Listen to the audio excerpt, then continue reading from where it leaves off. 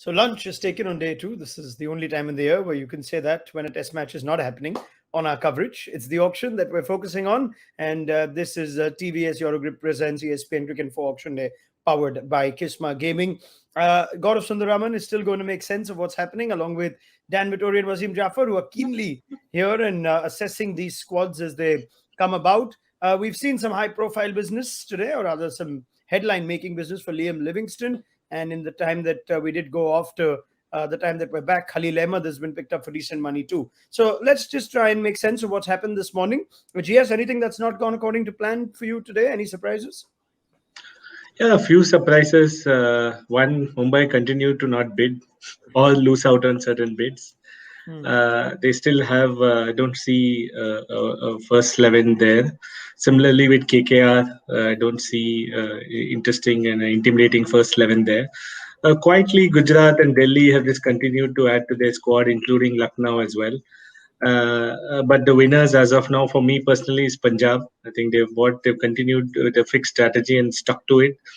They might have overpaid for a few players, but they've been pretty spot on with the kind of players they want. And like players like Sandeep Sharma, they got at a base price. I think he has delivered before. Yes, he did have a pretty bad season with Hyderabad, but again, depends on how you use him. If it's played in Mumbai, a lot of swing early on, he could be very, very useful. So Punjab for me have had a really good time, and Gujarat and Lucknow, yeah, they've at least managed to put a team forward.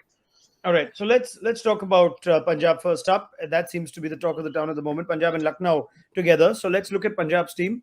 They of course have picked up Liam Livingston for very, very pretty and you could say a nice and handsome 11.5 crores. So well done to Punjab Kings. It's a significant hike for Liam Livingston as well, who was on who wasn't anywhere near that last year for Rajasthan. Neswadia just speaking to the press saying he's a world-class player, and Dan Vittori did call it. Odean Smith's also gone the Punjab route, Sandeep Sharma as well. That's the business that they've done. Dan, would you concur with GS that this is perhaps the team that's done, well, certainly the best amount of work over the last 2 days? I think so. I suppose we just have to be careful we haven't, I suppose, overrate those overseas players, because they've put a lot of resource into those four that they've picked in Rabada, Besto, Smith and Livingston. They're 4 quality players, and they could be the perfect balance for an overseas a complement of players. The two all-rounders, although sort of all-rounders in ways, with Besto and Livingston skills, and then Rabada being a premier fast bowler. But they've paid a heavy price to get them in there. So I think their squad looks good because of them.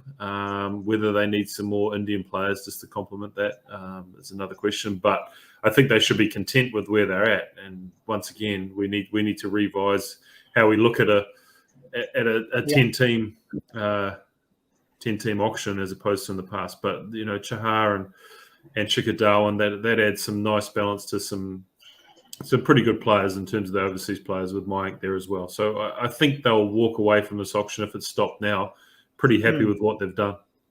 Wasim, your thoughts, Punjab? Yeah, I think they've done well over a period of 2 days. And looking at the squad, they've got only 4 outstation players, and 3 of them is an all-rounder. I mean, comparing Besto as an all-rounder to 2 out-and-out, hard-hitting batters and who can bowl. I mean, Odean is an all-rounder. Livingston, you can count him as an all-rounder, and kind of a cricket they are going to play. I mean, it showcases that they are going to play a very, aggressive brand of cricket. And if they pick players like that, so look like, a very good squad building up there. Fair enough. Lucknow's the other team GS mentioned. Let's bring that team up as well. We've been hailing it as perhaps the team that's done the best business, certainly on Saturday.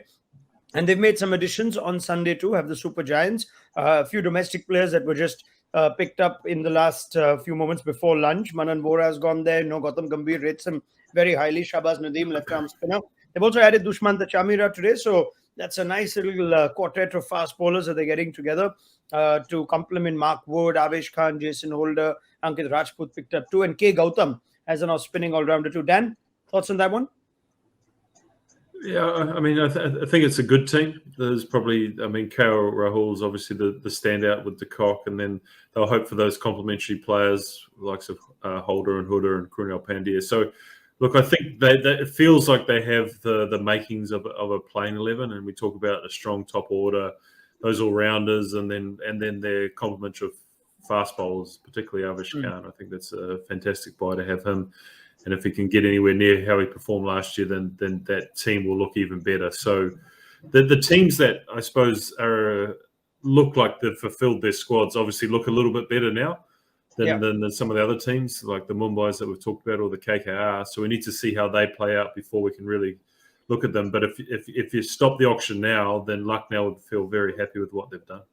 Yeah, I think Punjab, Lucknow are two sides that would. Another team that would be pretty happy would be Delhi Capitals, you think. Let's bring that team up. GS made that point too. And he did observe before we went live that there's a lot of left arm option in that team. The likes of Chetan Sakaria and Mustafizur Rahman, who featured for Rajasthan last year in a 3-man left arm seam attack. Two of those are now with Delhi. You also have Khalil Ahmed there, picked up in what was quite an aggressive bidding war with the Mumbai Indians. Eventually, Khalil going at a little over 5.5 crore to the Capitals. Mandeep Singh there, KS Bharat is a decent backup option for Rishabh Pant if he ever needs to be called upon. And the rest of the business was pretty much done on Saturday. GS, what's been Delhi's approach today? Would they be happy as to where this auction stands at lunch on day 2? Yeah, absolutely. I think if you look at their batting, maybe below Pant, maybe they would like to fill a couple of slots, but otherwise from a bowling department, I think it seems okay. When you're picking such Indian fast bowlers, it's good to have a battery of them in the squad, because what happens is you don't know who's going to be in form, who's not going to be in form, and if you start losing, you want options. So I've seen this trend happen quite a bit. Sunrisers bought a lot of fast bowlers before, and this time around Bangalore in one auction bought a lot of fast bowlers, Indian fast bowlers.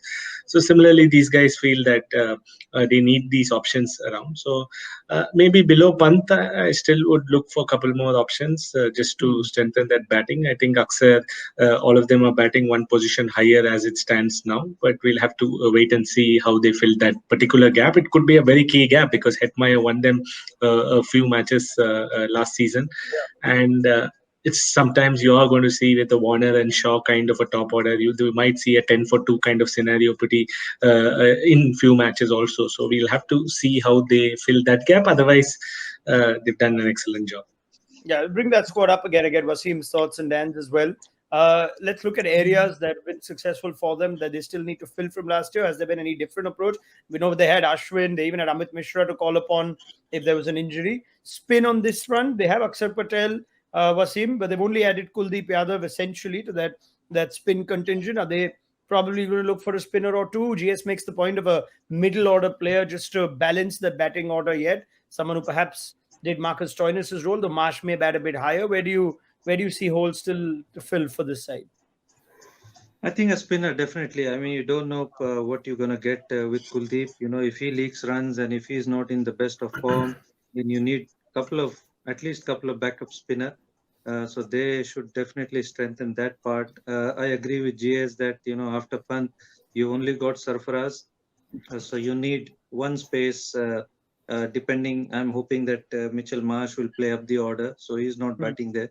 So you need somebody at 6, power hitter, to, you know, finish off games. So that is those two slots I feel need to be, you know, filled to make them a complete squad. You think they could add a couple of overseas members to that contingent? Dan, looking at the overseas options they have, it's just Nokia, Warner, Marsh, and then Mustafizur Rahman. So you're not sure about Mustafizur's availability or form. There's still room for some overseas additions to Delhi. Yeah, I think so. I think some of the likes of Milne could come into the equations. The fact that Noki's obviously been out for a long time, and Mustafizur's availability, so he could be a guy that could be an easy replacement for them. But overall, I think they will give Kuldeep Yadav a long run to balance up the spin department with Akshar Patel. And I like Mandeep Singh and Sarfaraz Khan. They are guys who can come in during a tournament and offer probably a batting role in that 4, 5, 6, depending on where they want to play Marsh. So overall, it feels like once again they've got a team. They know where they're going. They know what they're going to do, and how they're going to attack this next IPL. So that once again is a good feeling from a franchise that you probably add 1 or 2 more players, but overall they've got a playing 11 and a little bit of cover as well. All right. Now, lots of teams would look to finish off that overseas complement of players. One of them is likely to be the Rajasthan Royals too. Let's bring them up. they've only got the 3 overseas options at the moment in a squad that you think did a decent job yesterday, picking up some key players. Spent a lot of money on Shimron Hetmeyer, did well to get Ashwin and Trent Bolt in the marquee set. They've got Padikkal is there, Prasidh Krishna is there, Yuzvendra Chahal. These are guys that have had good IPLs of late.